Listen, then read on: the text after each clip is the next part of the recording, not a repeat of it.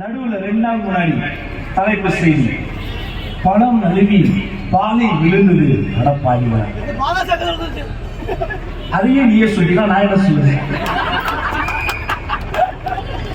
நான் இடியப்பா சொல்றதுல அவங்க இடியாப்பம்.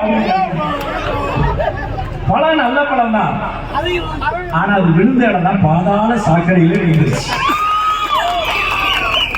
தமிழ் திரையுலகில அனைவருக்கும் உணவு, ஆரோக்கியமான உணவு என்ற திட்டத்தை கொண்டு வந்த அன்னதான பிரபு எங்க அண்ணனின் அண்ணன் புரட்சி கலைஞர் கேப்டன் விஜயகாந்த் அவர்கள் மறுப்பு சொல்கிறார். அவரை குணப்படுகொலை செய்தது யார்?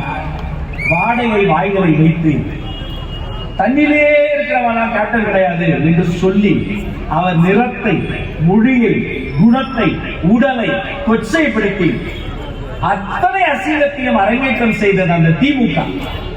பரவாயில்லை, எந்த கேப்டனை அவர்கள் அடித்தார்களோ அந்த கேப்டனின் தம்பி செந்தூர பாண்டி தமிழக வெற்றி கழகத்தின் தலைவர் வருகிறார். அண்ணங்களுக்கு சேர்த்து களமாடுவோம். நாங்கள் வரலாறு முழுக்க வஞ்சிக்கப்பட்ட தமிழ் இனத்திற்காக களமாடுவோம். நாங்கள் குத்து பாடலோடு நிகழ்ச்சி தொடங்கினா திமுக, கொள்கை பாடலோடு தொடங்குவதுதான் தாவேகா. தமிழகம் முழுக்க எல்லா நிகழ்ச்சியும் கொள்கைக்கென உறுதிமொழி எடுத்து இந்த மேடையை பாருங்க. ஏதாவது ஒரு இடத்துல எங்காவது தமிழ்நாடு முழுக்க ஒரு ஆபாச நடனம பாடல் உரைத்ததா இல்லை. ஆனா ஒரு அமைச்சர் உட்கார்ந்து இருக்காரு, நிகழ்ச்சிக்கு பேரு உதயநிதி பிறந்த நாள் விழா. மேல ஒரு கொள்கை பாடல். என்ன பாடல்? குலுக்கி வச்ச கொக்கோ கோலா போல, இதுதானா உங்க கொள்கை? அதுல மேடை விட்டு இறங்க சொல்லிட்டார். ஆஹா, சப்ஜெக்ட் உயிர் இருக்கு, கோவம் வந்துச்சு பார்த்தா தூரமா தெரியல, கிட்ட வந்து ஆடு, கிட்ட வந்து ஆடு. மாணவர் பிரச்சனைக்கு தீர்வு சொல்லல, ஏழை தொழிலாளிகள் பிரச்சனைக்கு தீர்வு சொல்லல, மீனவர் பிரச்சனைக்கு எத்தனை வாக்குறுதிகள் அடிச்சு விட்டீங்க? ஓவாய் ஓ உருட்டு சொல்லு. இப்ப மீனவர்கள் பிரச்சனை வந்த போது ஏதாவது செய்வார் நான் பார்த்தேன்.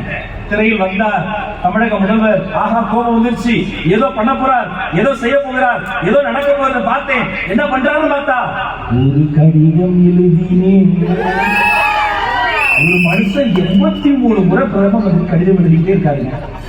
எழுதி அவரே வச்சுக்கிறாரு, டிவிஎஸ் ஆபீஸ்க்கு அனுப்புறாரு, போஸ்ட் ஆபீஸ்க்கு அனுப்ப மாட்டார். ஆனா என் தலைவர் யார் தெரியுமா? 2009ஆம் ஆண்டு திரைத்துறையின் உச்சத்தில் இருக்கின்ற போதே நாகப்பட்டினத்திலே அந்த மீனவர்களுக்காக கொட்டு மடைகள் கூட்டத்தின் நடுவே சிங்கத்தை போல கர்ஜித்து மீனவர்களுக்காக குரல் கொடுத்த